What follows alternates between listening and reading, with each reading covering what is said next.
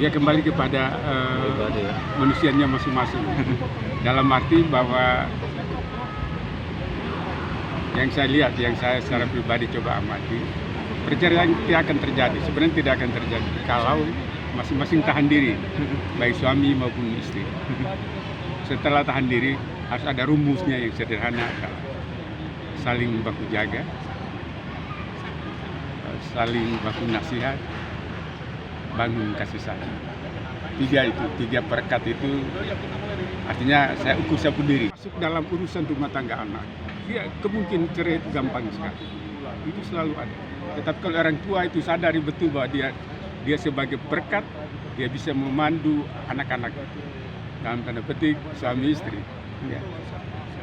Mudah-mudahan perceraian itu memang boleh, jangan terjadi. Karena yang susah itu tidak berakhir di situ. Itu keturunan, itu anaknya mau dikemanakan. Itu yang kita lihat sehari-hari.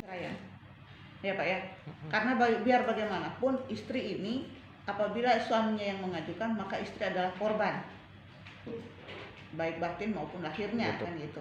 Nah sehingga aturan kami mengatur itu bahwa hak-hak istri pasca perceraian itu diatur dalam Perma 3 tahun 2017.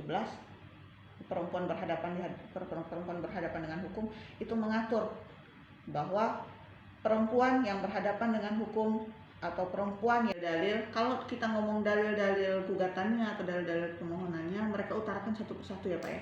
Contoh karena faktor ekonomi, karena faktor perbedaan agama, karena faktor will atau will gitu. Tapi itu semua tidak bisa kita kategorikan sebagai sebuah fakta hukum karena tidak terbukti. Nah, kalau semua dalil-dalil itu dia dapat buktikan akan menjadi sebuah fakta hukum dan menjadi kesimpulan akhir bagi hakim bahwa penyebab perselisihannya karena faktor pil, karena faktor will gitu. Nah, ada juga sebagian yang dominannya memang perselisihan dan pertengkaran. Nah, di urutan kedua itu penyebab perselisihannya karena ada pihak ketiga. Itu. Pil dan will itu masih menjadi penyebab utama perselisihan dan pertengkaran dalam rumah tangga suami istri. Itu seluruhnya ya, itu sekitar 3 perkara berhasil mediasi. Karena memang ada keinginan dari kedua belah pihak untuk memperbaiki atau saling introspeksi diri, memperbaiki mana yang harusnya tidak dilakukan dan mana yang harus dilakukan. Nah, namun mediator juga terus berupaya apabila mediasi dalam hal perceraian ini tidak berhasil dinamaikan, mediator mengupayakan untuk proses pemeriksaan. Apabila dalam sidang pertama para pihak hadir, penggugat dan tergugat hadir atau pemohon hadir di persidangan, maka kedua belah pihak wajib melaksanakan mediasi. Hukumnya wajib, tidak ada tawar-menawar. Setelah upaya damai yang dilakukan oleh majelis hakim tidak berhasil, para pihak diharuskan untuk mengikuti proses mediasi. Di sana pun mediator juga sudah berupaya semaksimal mungkin untuk mendamaikan mereka. Dan memang ada beberapa yang di tahun 2021 ada beberapa yang berhasil. Kalau tidak salah untuk terkait perkara ini kan juga ada Pak ya yang namanya anggaran untuk masyarakat terpinggirkan. Sidang di luar gedung pengadilan itu istilahnya. Dan perkara prodeo saat ini tim kami telah sedang melaksanakan survei di lokasi yang akan kami tetapkan sebagai pelaksanaan sidang di luar gedung, yakni di Rotendao. Kembali kami di Rotendao karena memang di sana masih banyak masyarakat terpinggirkan yang sangat membutuhkan legalitas hukumnya, identitas hukumnya.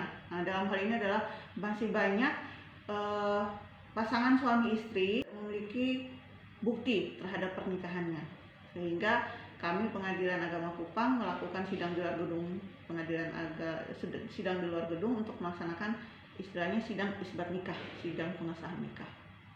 Dan rencananya akan kami laksanakan nanti di bulan Maret. Gitu. Kemudian apa dengan tanggal hari ini tanggal 16 Februari 2022 perkara cerai yang masuk di Pengadilan Agama sudah berjumlah 24 perkara. sedangkan perkara permohonan baru 4 perkara. Nah, di tahun 2021 ini alhamdulillah kalau kita mau bandingkan antara 2021 dengan 2020 ada progres yang dilakukan oleh Pengadilan Agama Kupang dalam penyelesaian perkara ini. Contoh satunya, di tahun 2020 sisa perkara 5, sedangkan di 2021 hanya menyisakan 1 perkara. Nah, kemudian itu yang pertama. Kemudian yang kedua, lamanya penyelesaian perkara. Nah, itu di tahun 2000 kita selesaikan juga dalam kurun waktu 1 bulan, dan ini merupakan sebuah terobosan yang patut kami terpenuhi, terpenuhi apa yang mereka inginkan, asas sederhana cepat biaya ringan juga terpenuhi, kan gitu.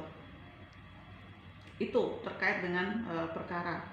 Kemudian mungkin 2 bulan baru putus, tapi di 2021 kami berkomitmen, seluruh hakim di Pengadilan Agama Kupang berkomitmen sejalan dengan instruksi dari Dirjen Badan Peradilan Agama bahwasanya penyelesaian perkara harus diselesaikan kurang dari 1 bulan, dan itu sudah kami lakukan.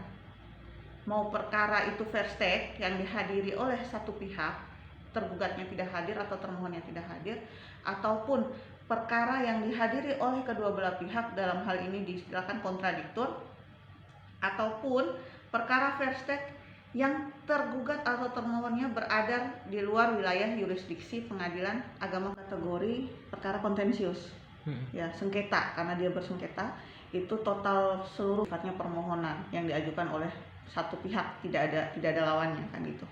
Nah, di tahun 2021 itu ada sisa perkara di tahun 2020 yang kita selesaikan juga di tahun 2021, yaitu sebanyak 5 perkara, sehingga total keseluruhan perkara yang kita selesaikan di tahun 2021 adalah 5 perkara sisa tahun 2020 ditambah dengan 175 kurang 1, 174.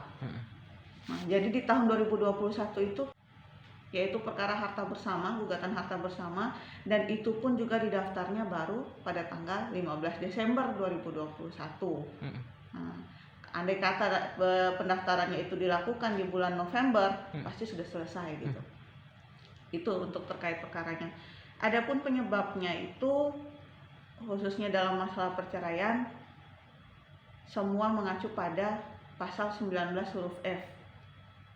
19 huruf F PP 9 tahun 75 junto pasal 116 huruf F Kompilasi Hukum Islam, yakni penyebabnya karena adanya perselisihan dan pertengkaran secara terus-menerus, sehingga rumah tangga itu tidak dapat kita pertahankan.